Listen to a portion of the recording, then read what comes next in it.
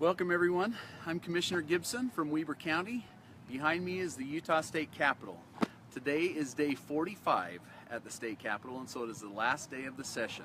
As some of you know, I had the opportunity to serve up here several years ago, and it is near and dear to my heart, the good work that is done here in this building. It's also very, very important to the citizens of Weber County, all of the things that happen here. And so I just wanted to share with each of you a few things that we've been working on behalf of Weber County. I get the question all the time, why do you go up there?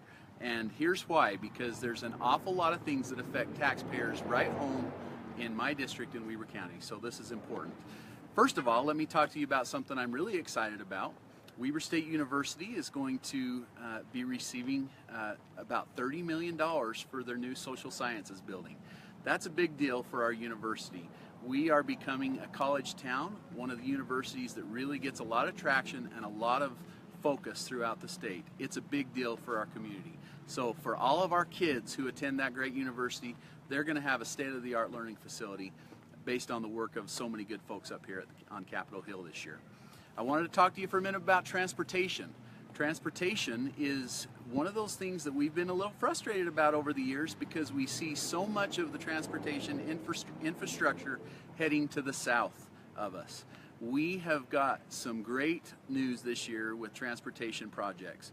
You might have heard that the legislature passed a $1 billion bonding package, which is money that was already going to be spent over the years, but now it's programmed over a 4-year period. And the exciting part about that is in that package, prioritized by the Transportation Commission, there are several northern Utah projects that are going to be at the top of the list, like expanded capacity on I-15, funding of the West Davis Corridor, and 24th Street interchange that we think are going to be really, really close to the top of the list, provide some really good transportation options for Weber County.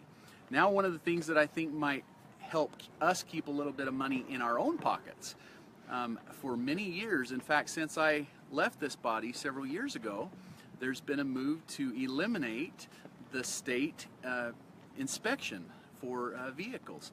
It's totally different than emissions inspection. That will continue, but state safety inspections is kind of an outdated and frankly, one of those projects or one of those programs that really doesn't make much sense anymore.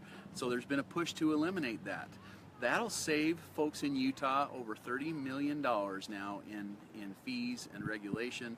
And of course, we don't think there's going to be any safety issues that are going to come from that. So from here on out, we'll have our emissions program that will continue, but you will not be required to have a safety inspection as you do that. So with the newer cars on the road, it's much less important than it used to be, especially as they go in and they get the emissions test to begin with.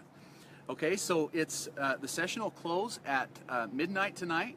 We're going to be up in the gallery watching some of the final action as it goes on, doing our best to make sure that we let our legislators know when we think they're crossing the line, getting in our business a lot more than they should. We'll be vigilant until the very, very end.